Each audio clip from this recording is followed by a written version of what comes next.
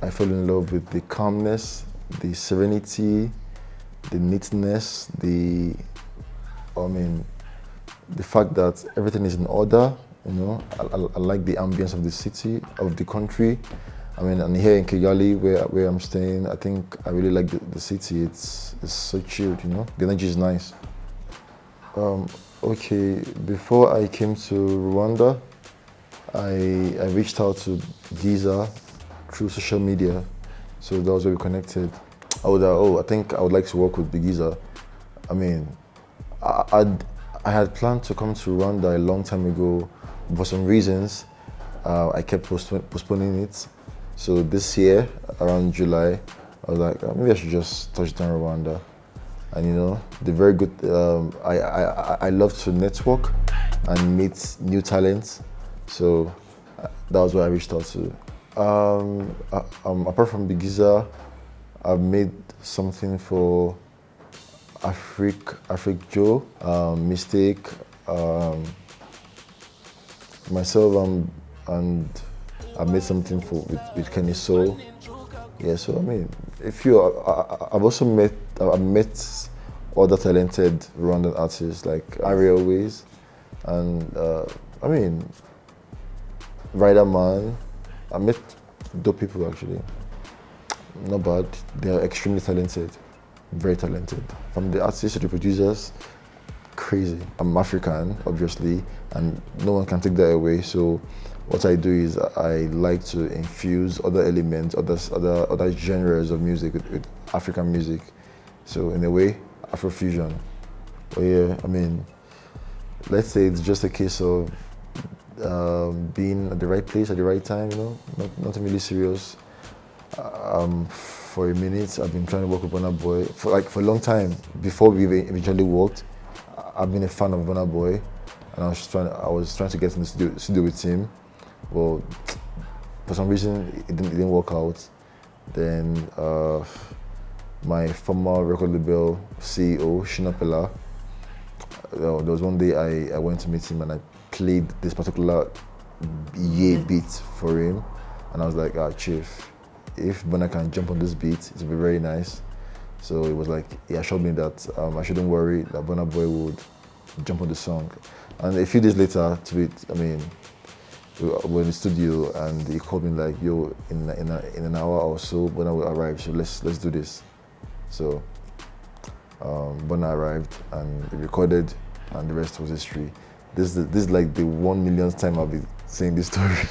I think I like to pay extra detail to. I pay attention to the little details that people call like ear candy, like panning, delay, decay effects, channel EQ effects, making the beat thicker to the ears. I mean, of course, no man is an island. I obviously learned new tricks from different producers. I would listen to music and be like, oh, this thing sounds good. I'll pick that up, I mean, I will watch stuff.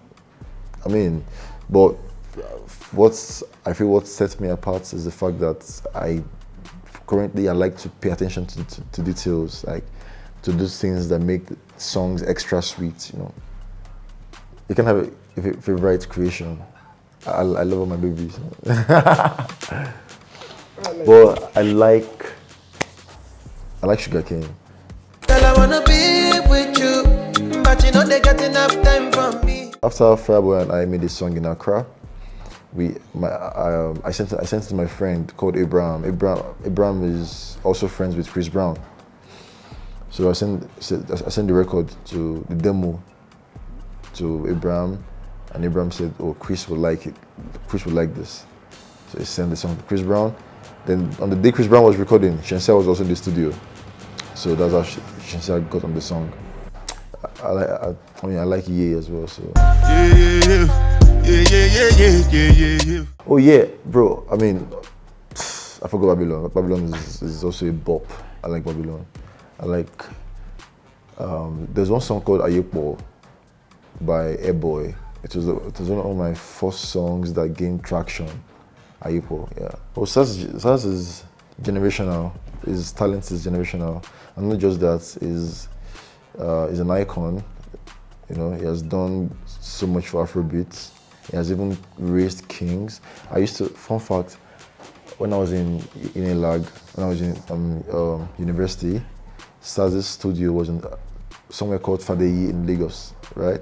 I used to like trek from Unilag to Saz's studio just to get some nuggets, just to watch him make beats, you know? Yeah, so I've known him to be a legend, and he's been supportive since day one. Definitely, you know, and it's very humble too. I mean, I learned a few things from Saz, you know, humility, being real, honest but yet self-aware, you know. My early life influenced in the sense that, you know, up to now, I mean, this is not a flex anyway, but up to now, I don't know how to play any instruments, like from keyboard to whatnot, to guitar, to drums. I enjoy using but I feel like I tuned my ears from childhood this way. Whenever I was asked to do the dishes, I like the pots and pans, yeah, I turned them to drum sets. So then I knew how to score songs, you know. I would listen to a song and I would just remember the beats. I would just know how to, like, you know. At some point, my friends and I, we used to sing and disturb the neighborhood, and I'll be in the center and they'll be singing, then I'll be the one like doing this, you know, like with my knuckles and shit. So like, things that you would never expect that they would lead to great stuff, but I think those are the humble beginnings.